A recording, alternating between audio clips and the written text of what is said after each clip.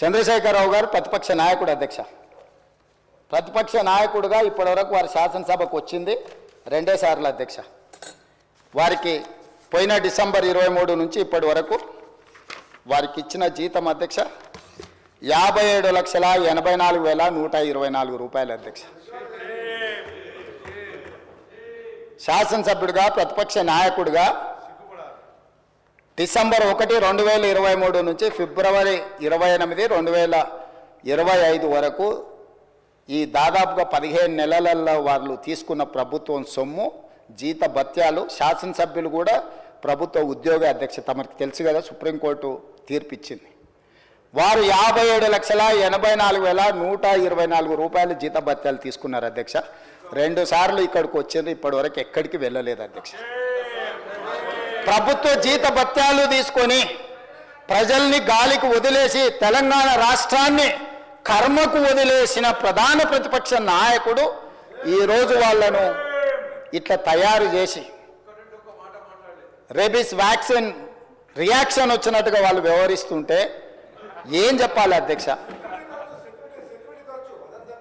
ఇక సెక్యూరిటీలు ఇవన్నీ ఇంకా మళ్ళీ అది సపరేట్గా నేను చెప్పదలుచుకున్న వాటి జోలికి వెళ్ళదలుచుకోలేదు. సరే, కుటుంబ సభ్యుల వల్ల ఆయన ప్రాణ ప్రమాదం ఉంది కాబట్టి ఆయన సెక్యూరిటీ పెట్టుకున్నాడు. సరే, అది సహజం, అందుకే ఆయన దూరంగా ఉంటున్నాడు వాళ్ళకు చుట్టూతా పోలీసు పహారాల మధ్య అధ్యక్ష. సరే, అది వారి సమస్య అనుకోండి, నేను దాని జోలికి వెళ్ళదలుచుకోలేదు.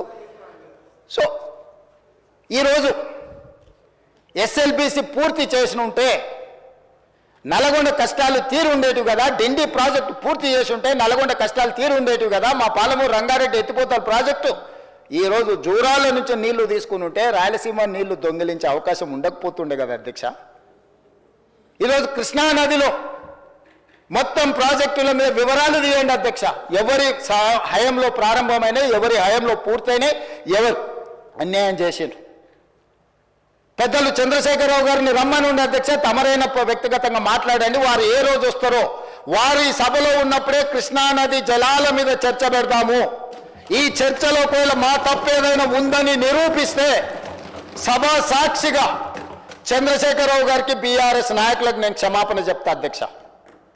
ఇది నా సవాల్ అధ్యక్ష చంద్రశేఖరరావు గారికి. సవినయంగా నేను చంద్రశేఖరరావు గారికి సవాలు విసురుతున్న కృష్ణా పరివాహక ప్రాంతంలో కృష్ణానది జలాలలో ఈరోజు తెలంగాణకు శాశ్వతంగా అన్యాయం జరిగింది చంద్రశేఖరరావు గారి హయాంలో, లెక్కలతో సహా నిరూపించడానికి నేను మా మంత్రి ఉత్తమ్ కుమార్ రెడ్డి గారు సిద్ధంగా ఉన్నాం అధ్యక్ష. వాళ్ళ సంతకాలు పెట్టొచ్చు, వాళ్ళ అఫిడవిట్లు వేసి రాయలసీమ లిఫ్ట్ ఇరిగేషన్ ప్రారంభించి 2020లో ఆంధ్రప్రదేశ్ ముఖ్యమంత్రి జగన్మోహన్ రెడ్డి గారిని ప్రగతి భవన్కు పిలిపించి పంచపక్ష ప్రమాణాలు పెట్టి రాయలసీమ లిఫ్ట్ ఇరిగేషన్ జీవో మొత్తం రాయలసీమలో ఈరోజు పోతిరెడ్డి పాడు కావచ్చు, మాల్యాల కావచ్చు, లేకపోతే ముచ్చుమరి కావచ్చు, రాయలసీమ లిఫ్ట్ ఇరిగేషన్ కావచ్చు, ఇవన్నీ కలిసి శ్రీశైలం బ్యాక్ వాటర్స్ నుంచి పర్ డే 10 టీఎంసీ, ప్రతిరోజు 10 టీఎంసీలు 60 రోజులు మనకు వర్షాలు వచ్చినప్పుడు ఉంటే 600 టీఎంసీలు వెనుక నుంచి వెనకల్ని రాత్రికి రాత్రే తరలించకపోవడానికి ఇవాళ ప్రాజెక్టులు పూర్తయినాయి. 2014 నుంచి 2023 డిసెంబర్ వరకు చంద్రశేఖరరావు గారు ముఖ్యమంత్రిగా సాగునీటి పారుదల శాఖ మంత్రిగా ఉన్నప్పుడు తెలంగాణ రాష్ట్రానికి అన్యాయం చేసింది అధ్యక్ష. రోజుకు 10 టీఎంసీల నీళ్ళని తరలించకపోయే ప్రాజెక్టులు వాళ్ళు కడితే చంద్రశేఖరరావు నిమ్మకు నీరెత్తినట్లుంటే నారాయణపేట నియోజకవర్గంలో గవినోళ్ళ శ్రీనివాసన్ ఒక